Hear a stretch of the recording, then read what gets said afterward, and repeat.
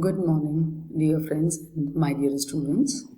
I am Dr. Rajni Gaur, and today I am going to deliver my lecture from my subject, Gender, School and Society. So, today I had chosen this topic from Unit 3, is that gender issues in curriculum, and the topic is social construction of masculinity and femininity.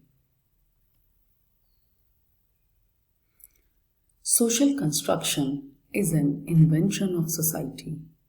Cultural practices and norms give rise to the existence of social construction and govern the practices, customs, and rules concerning the way we understand them.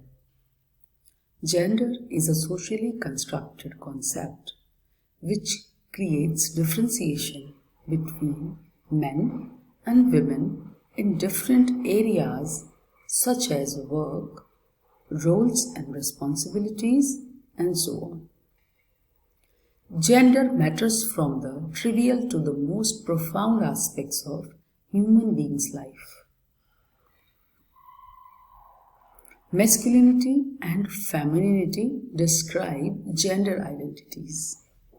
They refer to the degree to which persons see themselves either as masculine or feminine, or what it means to be a man or a woman in society. Therefore, masculinity and femininity are socially constructed in our societies. Here, our main focus is on gender in terms of masculinity and femininity, and also how society shapes different roles to male and female character will be analyzed based on the social constructionist theory. It is also very important to know how social factors affect and molds their behavior in different ways. The emergence of gender issues. Gender has been a central issue in India since the colonial period. An overwhelming women's question arose from the 19th century social reform movement, crucially informed and remain a point of crisis in India's cultural, social, and political spaces. Here, the issues are the recognition of gender as an issue formed the basis for India's women's movement. One important gender concern was a status, that is, the reward and benefits to women on India's journey to self-determination, statehood, democracy, progress, modernity, and development. Women's issues radically entered in the fields of culture, religion, and law, of family and community structures, of the problems of an official responses to population, poverty, illiteracy, and labor, and of the new social movements, Dalits, environmentalists, tribals, anti-dam activists, peasants, and trade unions. In feminist writings and in discourses on gender studies, these concepts are basic to our understanding of social differences between men and women in the society. A study of these concepts is useful as analytical categories. There are some theoretical approaches to gender socialization. Let's see what these theoretical approaches are. Several theories that attempts to explain gender socialization, social learning theory, and gender schema theory for example, fall within the category of learning theories more broadly. Wharton says this: such theorists understand the process by which children learn gender appropriate behavior in the same way children learn in general. Other theories focus on gender and sexuality exclusively. Psychoanalytic theory, for example, emphasizes the unconscious processes involved in developing gender identity. Stockard in 1999 suggests that all three theories help in explaining the process of gender socialization. The very first is social learning theory. This theory suggests that learning occurs through reinforcement or imitation and modeling, in which there are so many social learning theories popular, like the theory given by Bandura. People learn attitudes, beliefs, and behaviors through social interaction. Next is the psychoanalytic theory. It isn't a learning theory.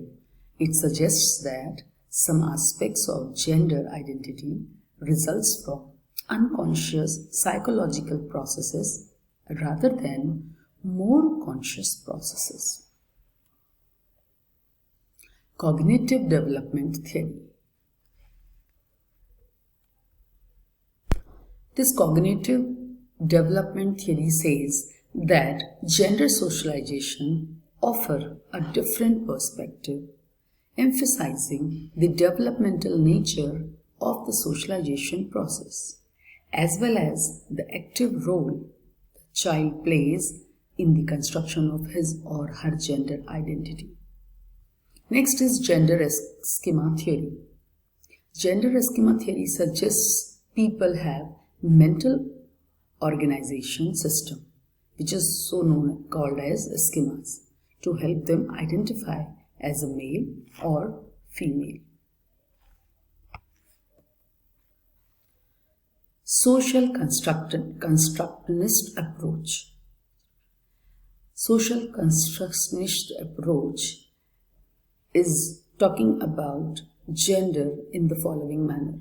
A social construct is something that does not exist independently in natural world but is instead an invention of society.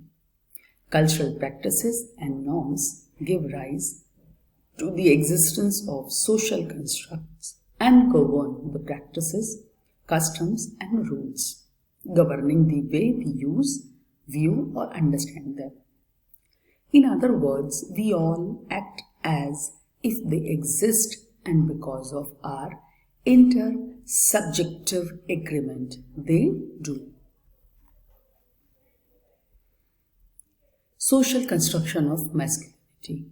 Masculinity consists of those behaviors, languages, and practices existing in specific cultural and organizational locations, which are commonly associated with males and thus culturally defined as not feminine. As socially constructed identities, boys and men learn appropriate gender roles in accordance to the masculine expectation of their given society.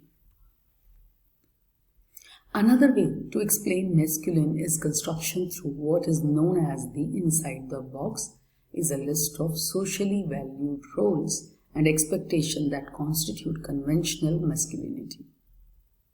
All men are influenced by their upbringing, experience, and social environment, which play a big role in determining one's views of masculinity and manhood. Next, we move on to the social construction of femininity. Simone de Beauvoir quote, "One is not born a woman, but becomes one" is applicable here.